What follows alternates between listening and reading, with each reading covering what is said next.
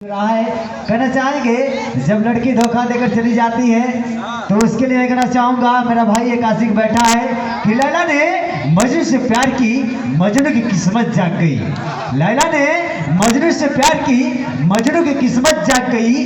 मजनू ने लैला के प्यार में इतने लव लेटर, इतने चिट्ठी लिखे कि सुबह लैला एक पोस्टमैन के साथ भाग गई। पोस्टमैन के साथ भाग गई। आज तो दोस्तों बड़ी नाइंसाफी हो रही है, बहुत तकलीफ हो रहा है। लेकिन वह बोलता है, लड़का जो दिल उसका टूट जाता है तो कहता है कि बुलबुल बैठा पेड़ पर हमने सोचा तोता है।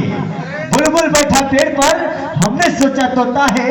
क्या बताऊं वह जाने मन, तेरे प्यार में आज भी पगला रोता है, आज भी पगला रोता है। एक बार आप लोग आशीर्वाद दुलार प्यार सम्मान है। आइए धूम ऑर्केस्ट्रा के मदद ले प्यारी सी अदाकारा और हार अदाकारा और कमेटी के बादशाह सोनू सराबी। चलिए बहुत बहुत